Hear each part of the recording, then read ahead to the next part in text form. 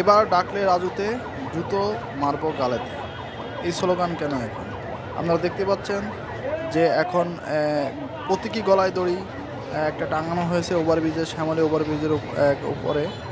দেখেন যে এখানে কিন্তু প্রতীকী গলায় দড়ি দিয়ে কিন্তু সাংবাদিকদের সঙ্গে কথা বলছেন একজন যুবক।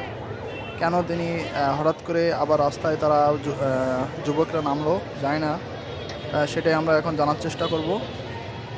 তো আমরা যেটুকু জানতে পেরেছি যে তাদের 7টা দাবি আছে, তার মধ্যে 3টে দাবি খুবই উল্লেখযোগ্য।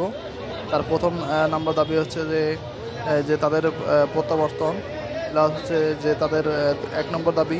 2 নম্বর দাবি হচ্ছে যে সামাজিক স্বীকৃতি, এবং 3 নম্বর দাবি হচ্ছে স্বাস্থ্য সুরক্ষা নিশ্চিতকরণ। আপনারা দেখতে পাচ্ছেন যে এটা কিন্তু শ্যামলী মোড়, যেটা শ্যামলী শিশু মেলা বলা হয়। এখানে কিন্তু যে মিরপুর যে রোডটা আছে, এই রোডটা কিন্তু ব্লক করে, দুই দিকেই ব্লক করে কিন্তু এখানে যারা আছে তারা কিন্তু এখানে আন্দোলন করছে। যারা 5ই আগস্ট বা তার আগে যারা আহত হয়েছে তারাই কিন্তু এখানে আসছে, অনেকে আসছে অনেকে আসতে পারে নাই। এখানে দেখতে পাচ্ছেন যে দুই পাশেই কিন্তু বাস বা গাড়ি যেগুলো বলেন সেগুলো কিন্তু আটকে আছে। আপনারা জানেন যে এখানে কিন্তু শুধু মিরপুর রোড নয়, এই পাশে কিন্তু শ্যামলী কিন্তু আগারগাঁওর সাথে, আগারগাঁও মেট্রো রেলের সাথে কিন্তু সংযুক্ত। এই পাশে আগারগাঁও মেট্রো রেল, এই পাশে কিন্তু এটা কিছু নিউ মার্কেটের দিকে, পাশাপাশি এটা কিন্তু গাবতলীর দিকে আসছে। তো আপনারা দেখতে পাচ্ছেন যে এখানে আন্দোলনকারীর সাথে সাথে উৎসুক জনতাও কিন্তু ভিড় করেছে, এবং তারা জানার চেষ্টা করতেছে যে এখানে আসলে কি ঘটেছে বা কি এমন ঘটনা ঘটছে আবার যে সবার আবার রাস্তায় নামা লাগছে। তো এখানে দেখছেন যে আপনারা মাইঘাটে কয়েকজন ছাত্র আন্দোলনে যারা এখানে দেখছেন যে আশা টাওয়ারের সামনে কিন্তু এটা হচ্ছে ছাত্র আন্দোলন যারা ছিল তারা কিন্তু এখানে বক্তব্য রাখছেন, এবং তারা বিভিন্ন স্লোগানে কিন্তু রাস্তা কিন্তু ব্লক করে রাখছে।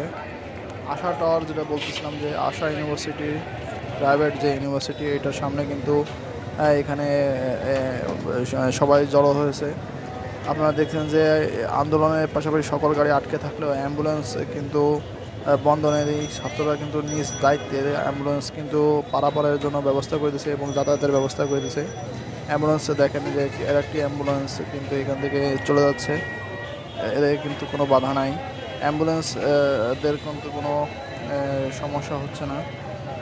এছাড়া দেখেন যে এখানে কিন্তু মানুষের যেতে, এখন এটা অফিস ছুটির টাইম, এই সময়টায় কিন্তু মানুষের যাতায়াতের সংখ্যা বেশি থাকে, এবং অফিস শুরু যে সময় সেই সময়টা কিন্তু এটা দেখছেন যে সড়ক ও জনপথের যে একটা বাস, এই বাসটা কিন্তু এখান থেকে শ্যামলী থেকে ঘুরে চলে যাচ্ছে, আবার অন্য দিক দিয়ে যাবে। এটা কিন্তু এদিক দিয়ে যেত, এটা সাভারের দিকে যায়। এছাড়া দেখেন যে ফ্লাইওভারে কিন্তু মানুষ পারাপার হচ্ছে, যেহেতু রাস্তার নিচে দিয়ে পারাপার হওয়ার কোনো সুযোগ নেই।